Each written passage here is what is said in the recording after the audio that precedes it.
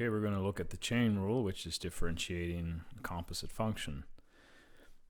Hopefully you can see that we have a composite function here, which is y equals something trapped inside of the squaring function of the basic quadratic function.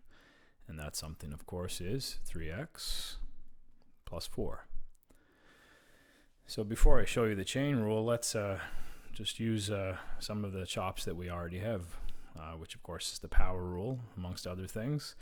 So this isn't the chain rule, but we know this will work if we do multiply this function out and square 3x plus 4.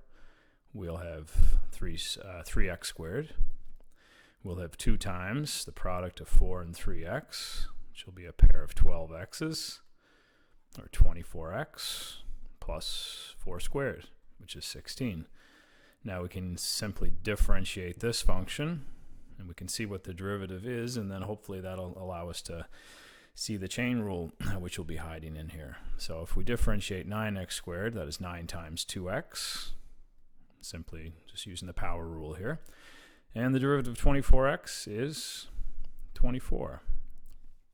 So where is the chain rule? Well, let's do a common factor. We can see that there's a common factor of 6 in 18x plus 24.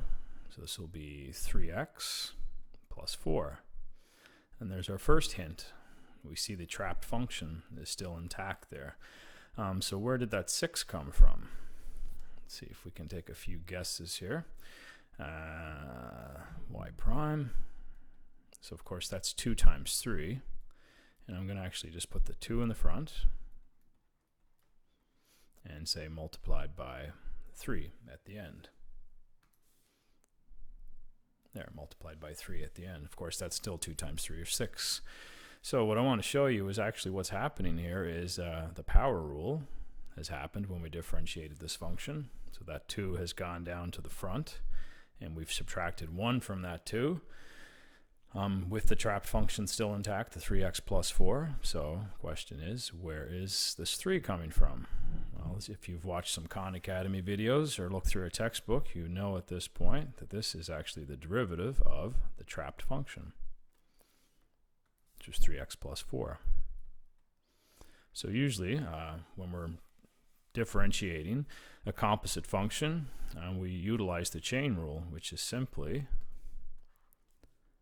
the derivative of the outside.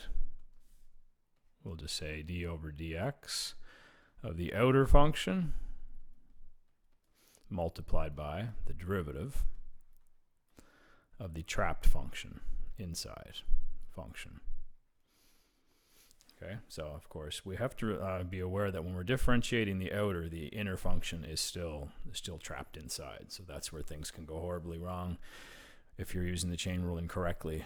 So let's just redifferentiate this one more time, not by expanding it out, but simply by using the chain rule. And we'll do that over here to the right in orange.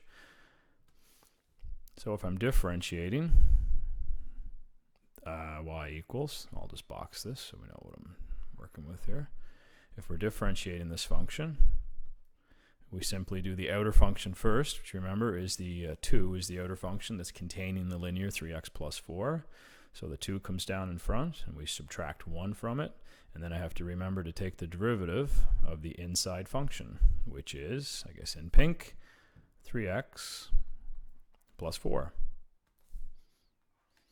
Now please be aware of the part that I mentioned that people tend to screw up. Beginners with the chain rule is they forget to keep that trapped function intact. Okay, so of course this is just going to be a 3